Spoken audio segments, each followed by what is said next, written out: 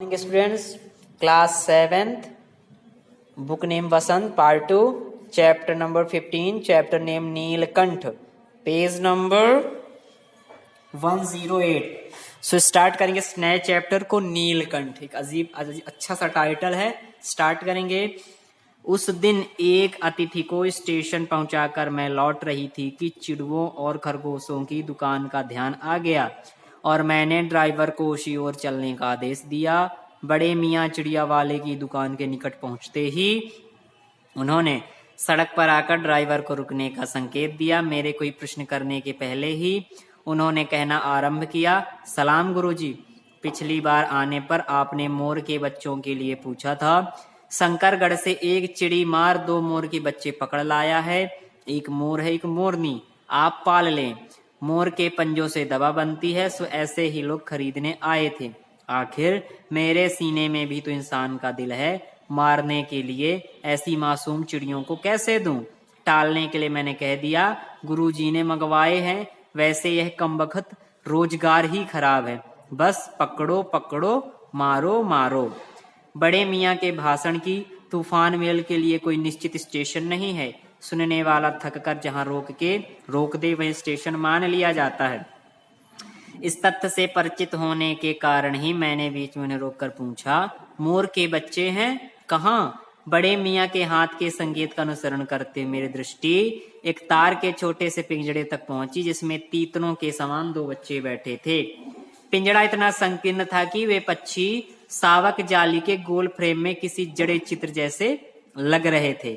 मेरे निरीक्षण के साथ साथ बड़े मियाँ की भाषण मेल चली जा रही थी। ईमान कसम गुरुजी, चिड़ी मार ने मुझसे इस मोर के जोड़े के नगद है ना 30 रुपए लिए हैं। 12 कहा। कई भाई जरा सोच तो, अभी इनमें मोर की कोई खासियत भी है कि तू इतनी बड़ी कीमत ही मांगने चला? पर वह मूंजी क्यों सुनने लगा। आपका ख्याल करके अछता पछता कर देना ही पड़ा। अब आप जो मुनासिब समझें। अस्तु 30 चिड़ी मार के नाम के और 5 बड़े मियाँ के ईमान के देकर जब मैंने वह छोटा पिंजड़ा कार में रखा, तब मानो वह जाली के चौखटे का चित्र जीवित हो गया। दोनों पक्षी शावकों के झटपटाने से लगता था मानो पिंजड़ा ही सजीव और उड़ने योग्य हो गया है।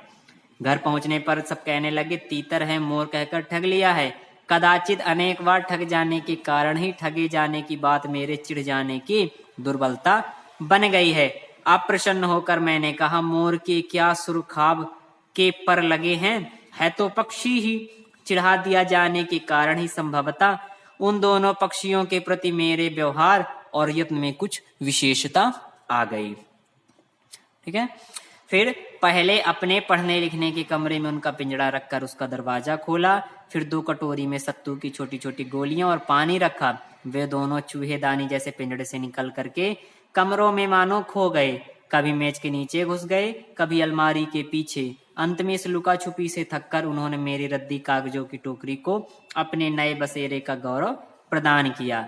2-4 दिन वो इसी प्रकार दिन में इधर उधर गुप्तवास करते, रात में रद्दी की टोकरी में प्रकट होते रहे। फिर आश्वस्त हो जाने पर कभी मेरी मेज पर, कभी कुर्सी पर, कभी मेरे सिर पर अचानक आविर्भूत होने लगे। खिड़कियों में तो जाली लगी थी, पर दरवाजा मुझे निरंतर बंद रखना पड़ता था। खुला रहने पर चित्रा, मेरी बिल्ली, इन नवागंतुकों का पता लगा सकती थी और तब उसके शोध का क्या परिणाम होता, यह अनुमान करना कठिन नहीं है।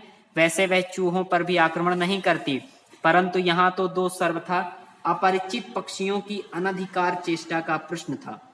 उसके लिए दरवाजा बंद रहे और ये दोनों उसकी दृष्टि में ऐरे गहरे मेरी मेज को अपना सिंहासन बना ले।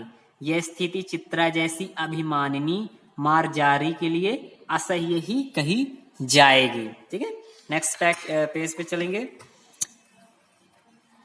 और जब मेरे कमरे का कायाकल्प चिड़िया खाने के रूप में होने लगा, तब मैंने बड़ी कठिनाई से दोनों चिड़ियों को पकड़ करके जाली के बड़े घर में पहुंचाया, जो मेरे जीव जंतुओं का सामान्य निवास है।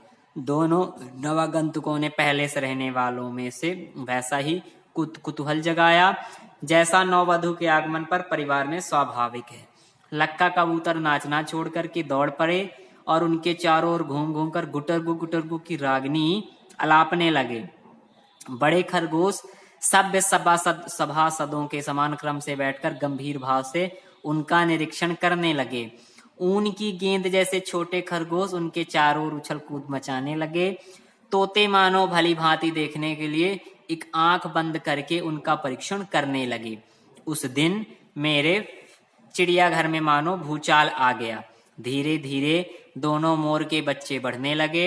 उनका कायाकल्प वैसा ही क्रमशः और रंगमय था जैसा इल्ली से तितली का बनना।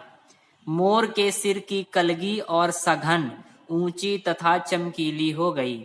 चोंच अधिक बंकिम और पैनी हो गई। गोल आंखों में इंद्रिनी की नीलाभ द्युति झलकने लगी। लंबी नील हरित ग्रीवा की हर भंगिमा में धूप छाही तरंगे उठने गिरने लगी।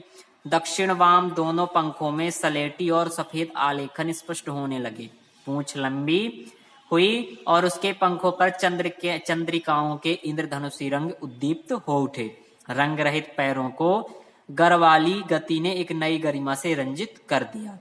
उसका गर्दन ऊंची कर देखना, विशेष भंगिमा के साथ उसे नीची कर दाना चुगना, पानी पीना, टेढ़ी कर शब्द सुनना आदि क्रियाओं में जो सुकुमारता और सौंदर्य था उसका अनुभव देखकर ही किया जा सकता है। गति का चित्र नहीं आंका जा सकता। मोरनी का विकास मोर के समान चमत्कारिक तो नहीं हुआ, परंतु अपनी लंबी धूप छाही गर्दन, हवा में चंचल कलगी, पंखों की श्याम श्वेत पत्रलेखा, मंथर गति आदि से वह भी मोर की उपयुक्त सहचारणी होने का प्रमाण देने लगी। नेक्स्ट पेज पे, नीलाभ ग्रीवा के कारण मोर का नाम रखा गया नीलकंठ और उसकी छाया के समान रहने के कारण मोरनी का नाम हुआ राधा। मुझे स्वयं ज्ञात नहीं है कि कब नीलकंठ ने अपने आप को चिड़ियाघर के निवासी जीव जंतुओं का सेनापति संरक्षक नियुक्त कर लिया। सवेरे ही वह सब खरगोर कबूतर आदि की सेना एकत्र कर उस ओर ले जाता जहां दाना दिया जाता और घूम घूम कर मानो सबकी रखवाली करता रहता। किसी ने कुछ गड़बड़ की और वह अपने तीखे चंचू प्रहार से उसे दंड देने दौड़ा।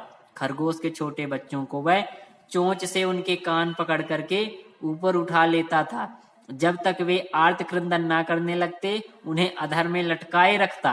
कभी कभी उसकी पैनी चोंच से खरगोश के बच्चों का कर्णवेद संस्कार हो जाता था, पर वे फिर कभी उसे क्रोधित होने का अवसर न देते थे।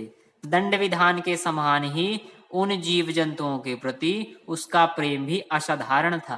प्रायः वह मिट्टी में पंख फैलाकर बैठ जाता और वे सब उसकी लंबी पूंछ और सघन पंखों में छुआ चौवल सा खेल खेलते रहते थे। ऐसी ही किसी स्थिति में एक सांप जाली के भीतर पहुंच गया। सब जीव जंतु भाग करके इधर उधर छिप गए।